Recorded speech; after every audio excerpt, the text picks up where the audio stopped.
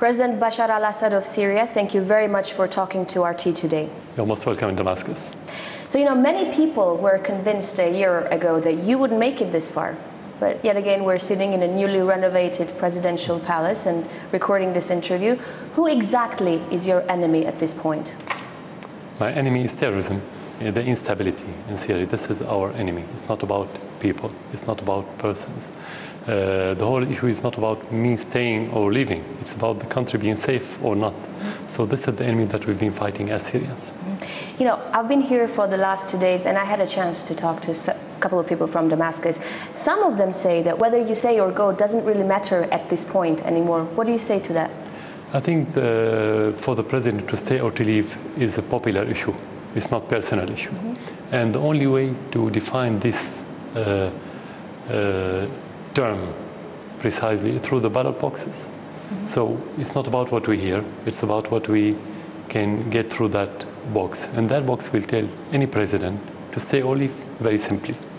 I think what they meant was that at this point, you are not the target anymore, Syria is. I wasn't the target, I wasn't the problem anyway. The West always created enemies. It was the communism, then it became the Islam, then it became Saddam Hussein for different reasons. And now they wanted to create a new enemy, as Bashar. So they said the problem is the president, so he has to leave. That's why we have to focus on the real problem, not to waste our time listening to what they say. But do you personally still believe that you are the only man who can hold Syria together and the only man who can put an end what the world calls a civil war? We have to look at it from two aspects. The first aspect is the Constitution, and I have my authority through the Constitution. According to this authority and to the Constitution, I have to be able to solve the problem. But if we mean it that you don't have any other Syrian who can be president, no. Any Syrian could be president. We have many Syrians who are eligible to be in that position. You cannot link the whole country only to one person always. But you're fighting for your country. Do you believe that you are the man who can put end to the conflict and restore peace? I have to be the man who can do that, and I hope so. I have. But it's not about the power of the president. It's about the whole society. I have to be precise about this. The president cannot do anything without institutions and without support of the people. So the fight now is not the president's fight, it's Syrians' fight. Every Syrian is involved in defending his country now. It is, and a lot of civilians are dying as well in the fighting. So if you were to win this war, how would you reconcile with your people after everything that has happened? Let's be, again, more precise. The problem is not between me and the people. I don't have a problem with the people, because the United States is against me, the West is against me, many Arab countries, including Turkey, which is not Arab, of course, against me. And if the Syrian people are against me, how can I be here? They're not against you. They're not against you. If the whole world, or let's say a big part of the world, including your people against you, are you a Superman? No, you're just a human being. So this is not logical. So it's not about reconciling with the people. And it's not about reconciliation between the Syrian and the Syrian. You don't have civil war. It's about terrorism and support coming from abroad to support terrorists to destabilize Syria. This is our war. You still don't believe it's a civil war? Because I know that there's a lot of, except for terrorism, which everyone believes takes place in Syria, there's also a lot of confession-based strife. For example, we all heard about the mother who has 2 sons. One son is fighting for the government forces, another one is fighting for the rebel forces. How is this not a civil war? You have division, but division doesn't mean civil war. It's completely different. Civil war should be based on ethnical problem or sectarian problem. Sometimes you may have sectarian or ethnical tension, and tension doesn't mean problem. So if you have division in the same family or in a bigger tribe or whatever, or in the same city, it doesn't mean civil war. This is completely different, and that's normal. You should expect that. When I asked about reconciling with your people, this is what I meant. I've heard you say on many different occasions that the only thing you care about is what Syrian people think of you and what Syrian people feel towards you and whether you should be a president or not. Aren't you afraid that at the end of the day, because there's been so much damage done to the country, that they won't care about the truth, but they will just blame you?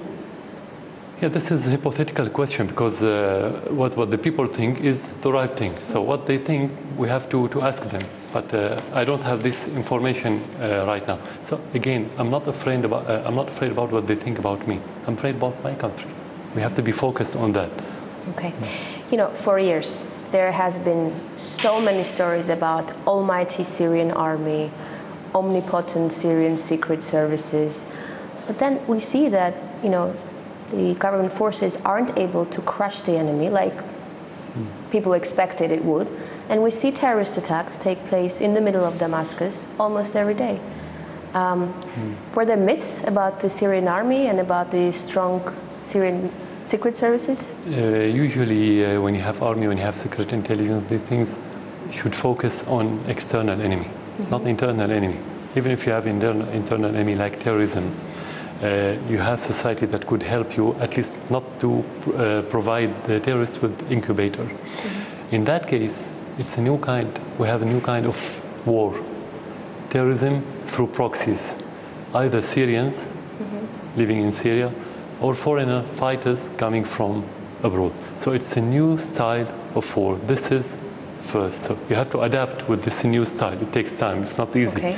And to say this is easy as a normal or let's say traditional or regular war, no.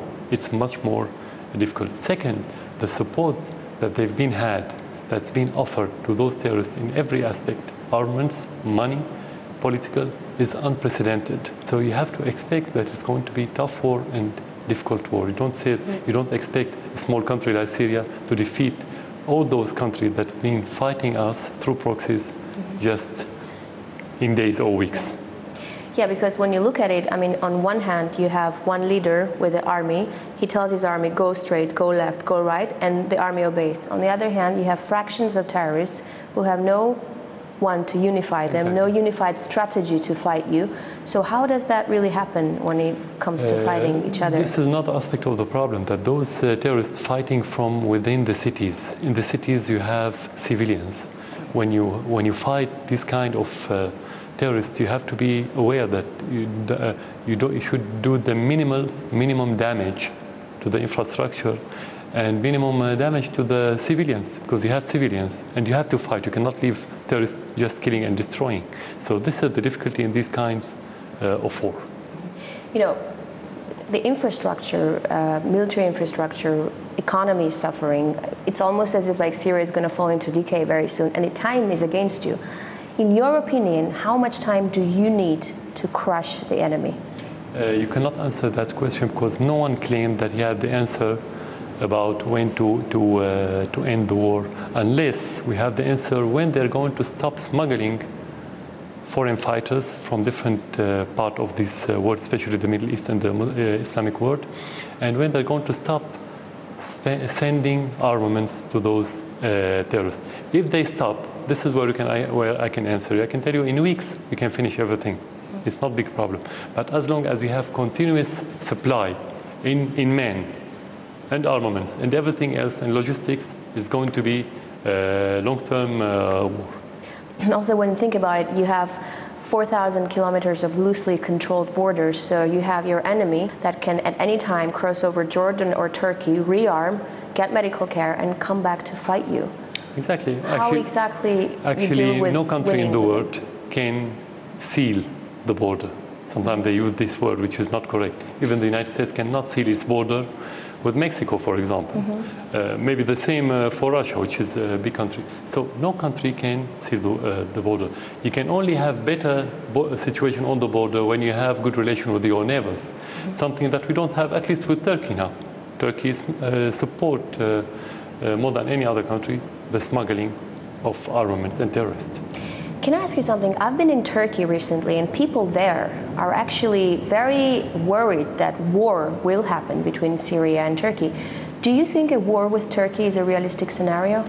Rationally, no, I don't think in that regard, for two reasons. The war needs public support, and the majority of the Turkish people don't need this war. So I don't think any rational official would think about going against the will of the public in his country. The same for the Syrian people. So it's not the conflict or the difference is not between the Syrian people and the Turkish people. It's about the government and the official, between our official and their official because of their politics. So I don't see any war between Syria and Turkey in the horizon. When is the last time you spoke to Erdogan, and how did the talk end? May 2011, after he won the elections. So you just congratulated him? Yeah, just and that was the last time? It was the last time. Who is shelling Turkey? The government forces or the rebels? In order to find the answer, you need a joint committee between the two armies in order to know who shell who. Because on the borders you have a lot of terrorists who have mortars, so they can do the same. You have to go investigate the bomb itself, the place, and so on. And that didn't happen. We asked the Turks, the Turkish government, to have this committee. They refused. So you cannot have the answer. But when you have these terrorists on your border, you don't exclude them from doing so, because the Syrian army doesn't have any order to shell the Turkish land, because we don't find any interest in this, and we don't have any enmity with the Turkish people. We consider them as brothers, so why to do it? Unless that happens by mistake, you need the investigation. So far we don't have the answer. Because so you accept that it may be mistakenly from the government forces? That could happen. This is a possibility. In every war you have mistakes. You know, in Afghanistan they always talk about friendly fire. If you can kill your soldier. So that it means in every war that could happen. But we cannot say yes. Tell me something. Why has Turkey, that you call a friendly nation, become a foothold for the opposition? Not Turkey. Only Erdogan's government. Only, just to be precise, not the Turkish people. Turkish people need good relation with the Syrian people. This is Erdogan. I think he believes that if Muslim Brotherhood take over in the region, and especially in Syria, he can guarantee his political future. This is one reason. The other reason, personally, he thinks that he's the new Sultan of the Ottoman, and he can control the region as it was during the Ottoman Empire under a different, let's say, umbrella, which is the Islamic, but not the Ottoman Empire, not to be Khalifa. But in his heart, he thinks that he's Khalifa, maybe. These are the main two reasons for him to change or to shift his policy from zero problems to zero friends. But it's not just the West that opposes you at this point. You have so many enemies in the Arab world. Why? And that's to say, like 2 years ago, when someone heard your name in the Arab world, they would straighten their ties. And now on the first occasion, they betray you. Why do you have so many enemies in the Arab world? They're not enemies. Some of them, the majority of the Arab governments support Syria in their heart, but they don't dare to say that explicitly. Why not? Under pressure by the West, sometimes under pressure by the petrodollar in the Arab world. Who supports you from the Arab world? Many countries support Syria by their heart, but they don't dare to say that explicitly. But first of all, Iraq. Iraq plays a very active role in supporting Syria during the crisis because it's a neighboring country, and they understand and they recognize that if you have war inside Syria, you will have war in the neighboring country, including Iraq. I think other countries, they have a good position like Algeria, Oman, mainly. Those are other countries. And other countries, I wouldn't count all of them, but I would say they have positive position, but without taking actions. Saudi Arabia and Qatar, why are they so adamant about you resigning? And how would an unstable Middle East fit their agenda? Let's be frank, I cannot answer on their behalf. They have to answer that question. But what I could say, that the problem between Syria and many countries, whether in the Arab world or regional or in the West, that we keep saying no when we think that we have to say no. That's the problem. And some countries, they believe that they can control Syria through orders or through money or petrodollars, and this is impossible in Syria. This is the problem. Maybe they want to play a role. We don't have a problem. They can play a role. Whether they deserve or not, they can play a role. But not to play a role at the expense of our interests. But is it about controlling Syria or about exporting their vision of Islam to Syria?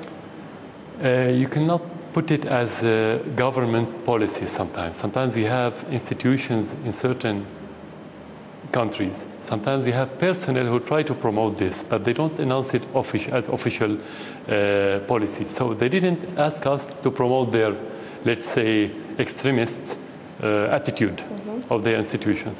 But that happens, in reality that happens, whether through indirect support of their government or through the foundation from the institution and the personnel. So this is part of the problem. But when I want to talk as government, I have to talk about the announced policy.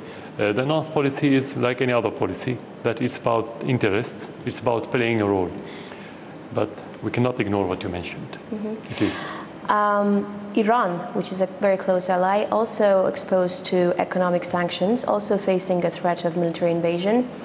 If you were faced with an option, cut ties with Iran in exchange of peace in your country, would you go for it? There's no contradiction. I don't have this contradicting option. Why? Because we had good relation with Iran since '79 till today, and it's getting better every day. But at the same time, we are moving toward the peace, and we had peace process, we had peace negotiations. Iran wasn't a factor against peace. So this is misinformation they try to promote in the West, that if we need peace, we don't have to have good relation with Iran. There's no relation. It's completely two different subjects. Iran supported Syria, supported our cause, the cause of the occupied land, and we have to support them in their cause. That's very simple. Iran is a very important country in the region. If we are looking for stability, we need good relation with Iran. You cannot talk about stability while you have bad relation with Iran, with Turkey, with your neighbors, and so on. This is it. Do you have any information that the Western intelligence are financing rebel fighters here in Syria? No, so far what we know that they are offering the knowledge support of the terrorists through Turkey, sometimes in Lebanon, mainly. But we have the other intelligence, not the Western, in the region. Some of them are very active, more active than the Western, under the supervision of the Western intelligence. What's the role of al-Qaeda in Syria at this point? Are they controlling any of the rebel coalition forces? No, I don't think they're looking to control. They look to have their own, let's say, kingdom or imarat in their language. But mainly now they try to scare the people through explosion, assassination, suicide bombers, things like this, to push the people toward desperation and to accept them as a reality. So they go step by step. But their final aim is to have this, let's say, Islamic emirate in Syria, where they can promote their own ideology in the rest of the world. From those who are fighting you and those who are against you, who would you talk to? We talk to anyone who has genuine will to help Syria, but we don't waste our time with anyone who wants to use our crisis for his own personal interests. You know, you've been many times, not you, but the government forces have many times been accused of war crimes against their own civilians. Do you accept that the government forces have committed war crimes against their own civilians? We are fighting terrorism. We are implementing our constitution by protecting the Syrian people. Let's go back to what happened in Russia more than a decade ago. You faced the terrorism in Chechen and other places. They attack people in theaters, schools, and so on. And the army in Russia protected the people. Would you call it war crime? No, you wouldn't. A few days ago, Amnesty International recognized the crime that was committed a few days ago when they captured soldiers and executed them. And the Human Rights Watch recognized more than once about the crimes of those terrorist groups, and it was described a few days ago as war crime. This is the first point. The second point, if you have army that committed crime against its people, this is devoid of logic, because the Syrian army is made up of Syrian people. If you want to commit crime against your people, the army will divide, will disintegrate. So you cannot have strong army, unified army, while you're killing your people. Third, the army cannot withstand for 20 months in these difficult circumstances without having the embrace of the public in Syria. So how could you have this embracement while you're killing your people? This is contradiction. So this is the answer. When is the last time you've spoken to a Western leader? Before the crisis. It was before the crisis. Before the crisis. Were there any time at which they tried to give you conditions that if you left the post of presidency, then there will be peace in Syria, or no? No, with me directly, no. But whether they propose that directly or indirectly, it's a matter of sovereignty. Only the Syrian people will talk about this. Whoever talk about this in the media, in a statement, directly or indirectly, has no meaning and has no weight in Syria. So, no. But, you know, do you even have a choice? Because from what it seems from the outside, even if you wanted to go, you wouldn't have anywhere to go. Exactly. Where would you go if you wanted to leave? To Syria. I would go from Syria to Syria. This is the only place where we can live. I'm not puppet. I wasn't made by the West to go to the West or to any other country. I'm Syrian. I'm made in Syria, and I have to live in Syria and die in Syria. Do you think that at this point there could be talks or diplomacy, or we've reached a stage where only the army can do the thing? I always believe in diplomacy. I always believe, and I always believe in dialogue, even with people who doesn't understand, who doesn't believe in dialogue. You have to keep trying. Whether you succeeded or not, I think you always have partial success. You have to look for this partial success before you achieve the complete success. But you have to be realistic. You don't think that only dialogue can make you achieve something, because those people who commit these acts, there are two kinds. One of them doesn't believe in dialogue, especially the extremists. And you have the outlaws who have been convicted by the court years ago before the crisis. And their natural enemy is the government, because they're going to be detained if you had a normal situation, let's say. The other part of them is the people who is being supplied by the outside. And they can only be committed to the people or to the governments who pay them the money and supply them with armament. They don't have choice, they don't have decision, they don't own their own decision. So you have to be realistic. And you have the third part of the people, whether he's militants or politicians, who can accept the dialogue. That's why we've been in this dialogue for a month now, even with militants. And many of them give up their armaments and they went back to their normal life. Do you think a foreign invasion is imminent? I think the price of this invasion, if it's happened, is going too big, more than the whole world can afford. Because if you have problem in Syria, and we are this last stronghold of secularism and stability in the region, and coexistence, let's say, it will have a domino effect that will affect the world from the Atlantic to the Pacific. And you know the implication of the rest on the rest of the world. I don't think the West is going in that regard. But if they do so, nobody can tell what's next. Mr. President, do you blame yourself for anything? Normally, you have to find mistakes. You do it with every decision. Otherwise, you're not a human. What's your biggest mistake? I don't remember, to be frank now. But I always, even before taking the decision, I have to consider that part of it will be wrong. But you cannot tell about your mistake now. Sometimes, especially during crisis, you don't see what's right and wrong until you overcome the situation that you are in. So I wouldn't be objective to talk about mistakes now, because you're still in the middle of the So you don't have regrets yet?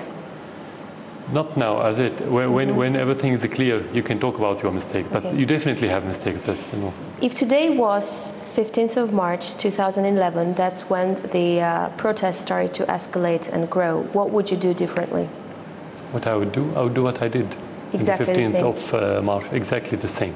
To ask the different parties to have dialogue and to stand against the terrorists, because that's how it started. It didn't start as marches. The umbrella was marches, but within those marches you had militants who started shooting the civilians and the army at the same time.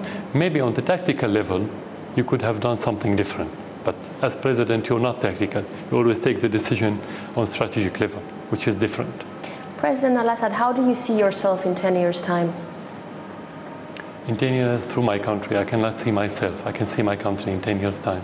This is where I can see myself. Do you see yourself in Syria? Definitely, I have to be in Syria. It's not about the position. I don't see myself whether president or not. That's not my interest. I could see myself in this country, safe country, stable country, more prosperous country. President Bashar al-Assad of Syria, thank you for talking to our team. Thank you for coming to Syria again.